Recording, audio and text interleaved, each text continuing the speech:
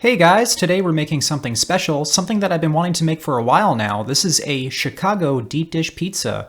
Let's get started. So the first thing we're going to do is make our dough. And this dough is not like other pizza doughs that I've made in the past. We're using all-purpose flour, some cornmeal, salt, sugar, active dry yeast, olive oil, and this is a little different. We're adding melted unsalted butter. This is going to make our dough a little bit softer and richer. I'm also adding some warm water, and I'm just going to put that in my stand mixer, put on the dough hook, and just put that on medium speed for about 5, 6, 7 minutes, or until I get a nice smooth dough. You want to work up that gluten. And if that's not enough for you, I'm going to actually put this on the counter and knead it up a little bit more.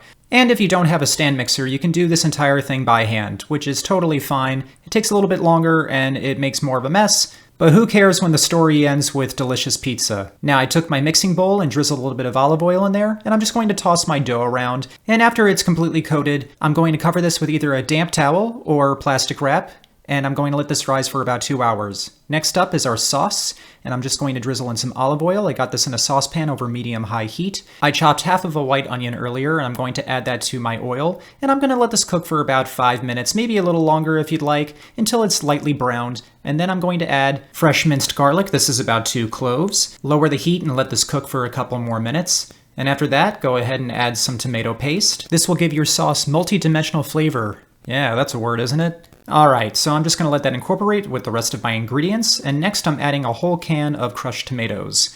And I'm going to let this cook on low heat for about 45 minutes. You want the sauce to thicken because this is going to go on top of our pizza. But before we do that, I'm going to add some granulated sugar, some dried oregano, give that a stir with my handy dandy wooden spoon, and next I'm going to add some baking soda, and this is going to take away some acidity, and I'm only putting in a pinch. You don't want to overdo it, because if you add too much, it's going to give your sauce a soapy flavor, and we don't want that, and that's also going to give you a stomach ache, which we also don't want.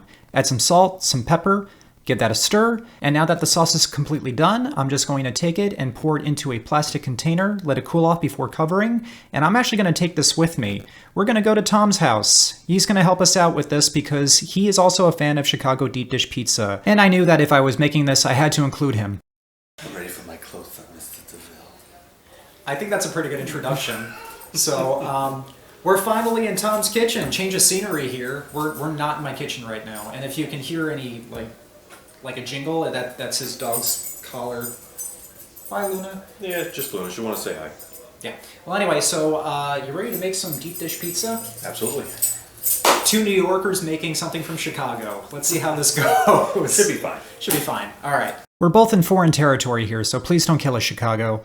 On the countertop, I'm sprinkling on a little bit of all-purpose flour. I'm going to take my dough, and this dough is actually a lot more forgiving than other doughs I've made in the past. It doesn't stretch back at all. It actually is very flexible, and it was nice and smooth and very easy to work with. So yeah, I definitely plan on making this again in the future. I'm going to take a skillet. This is Tom's, so thank you, Tom, for letting me use this. It's 9 inches. I'm going to drizzle in some olive oil and spread that around, and I'm actually putting in quite a bit because I don't want this to stick. I'm putting my dough in, and right now it feels like we're making a pie. I mean, I understand that pizza is a type of pie, but this definitely feels closer to that than, say, a New York-style pizza or just, a thin crust pizza, which I know they have in Chicago too.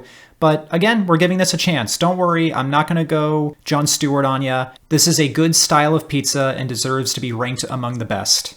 So I'm going to poke in some holes at the bottom of our crust, and the reason why we're doing this is to let steam escape while it's baking in the oven. It'll also bake evenly this way. Next I'm going to add some mozzarella cheese. This is sliced mozzarella instead of shredded, and this is going to work as a barrier for when we put our sauce on top. And after putting in a lot of cheese, I'm going to add some salami. And again, this is Tom's, so thank you, Tom. Adding the salami was a very good idea. And also his idea, adding bacon bits. And this was also a really good idea too. Added a nice crunch to the pizza. Next, I'm going to top this with the sauce that I made, and I'm actually putting on a thick layer of it. And don't be shy with this. Thanks to the cheese at the bottom, you can add as much sauce as you want. You don't have to worry about the crust getting soggy. And this is going to go into a 425-degree Fahrenheit oven for 35 to 40 minutes, or until your crust comes out nice and golden brown. I'm going to top this with some freshly grated Parmesan cheese, and I'm also going to add some black pepper.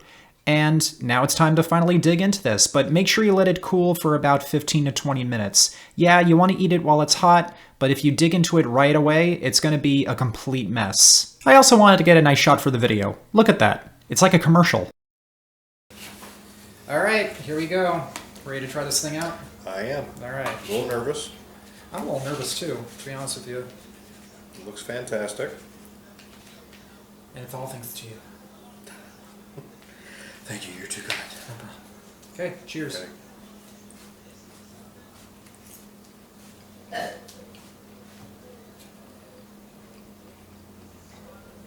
Good? That came out pretty good. Yeah, I like it. definitely. Now, how would you compare it to Giordano's? I'd actually argue to say that it's better. Do you think so? I think so. Actually. You heard it right there. Quick rundown. The crust is nice and flaky. If you like a lot of cheese, this is perfect for you. That sauce is sweet but also savory at the same time and seasoned beautifully. And the salami and bacon add a nice saltiness. Alright, so... alright guys, I hope you all enjoyed this one. Please remember to like and subscribe, and I'll see you all next time. See you next time, guys.